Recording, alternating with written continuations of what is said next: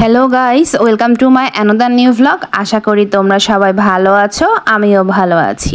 খুলনা গিয়ে যখন ছিলাম তো খুলনায় যে মেইন শহর সেই শহরে একটু ঘোরাফেরা করেছি আর আমরা চলে গিয়েছিলাম খুলনা শহরের নিউ মার্কেটে। যেহেতু খুলনা বাংলাদেশের বিভাগীয় শহরগুলোর মধ্যে অন্যতম।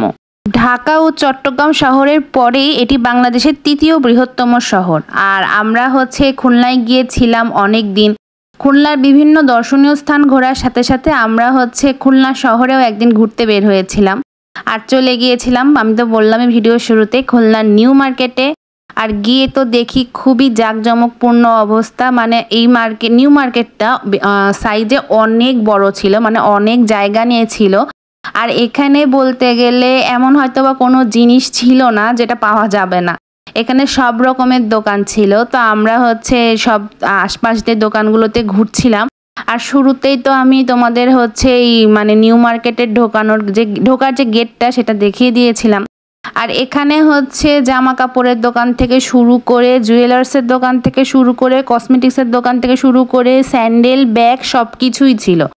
আর মজার বিষয় যে এখানে আমাদের রাজশাহীর সিল্ক শাড়িও ছিল। তোমরা হয়তো বা ভিডিও যখন চলতে থাকবে দেখতে পাবা লাস্টের দিকে। তারপরে এখানে বিভিন্ন মোবাইলের দোকানও ছিল। তো আমরা একটা মোবাইলের গ্যাজেটের দোকানে ঢুকছিলাম ফোনের কাভার নেওয়ার জন্য। তো সেখানে কাজ শেষ করে আমরা আবার হাঁটাহাঁটি করছিলাম। মেইনলি আমরা সেদিনকে কেনাকাটার উদ্দেশ্যে যাইনি, আমাদের ইচ্ছা ছিল যে ওদের নিউ মার্কেটটা ঘুরে ঘুরে দেখা।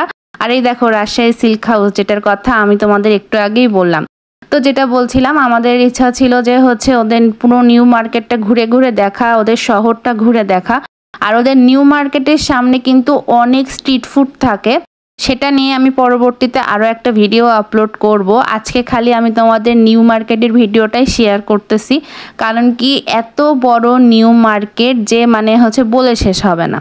তো আমাদের নিউ মার্কেটে ঘোরাঘুরি কমপ্লিট করে আমরা এই দেখো বাইরের দিকে চলে আসলাম। আর এখানে একটা গ্যালাক্সি নামের অ্যাপার্টমেন্ট টাইপের ছিল। তো আমি বলছিলাম এটা কি সালমান খানের বাড়ি নাকি, যাই হোক মজা করে বলতেছিলাম।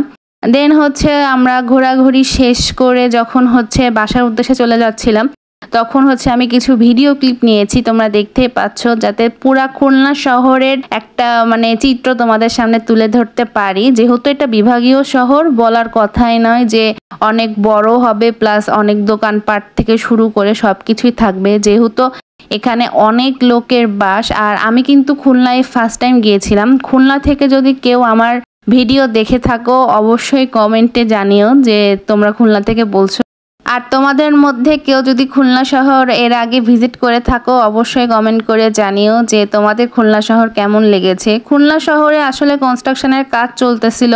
তো আমি যতটুকু বুঝতে পারলাম যে ওদের শহরটা মানে এখনো ভালো মতন সাজানো গোছানো কমপ্লিট হয়ে ওঠেনি। ওদের শহরে অনেক কাজ চলছে, আস্তে আস্তে ওদের শহরটা ওরা আরো চেঞ্জ করে ফেলবে। তো আজকের ভিডিও এই পর্যন্তই থাকুক। আমি নেক্সট ভিডিওতে ওদের স্ট্রিট ফুডের ভিডিও তোমাদের সাথে শেয়ার করব। তো আজকের মতো এখানেই শেষ করছি। সবাই ভালো থেকো। আজকের মতন টাটা।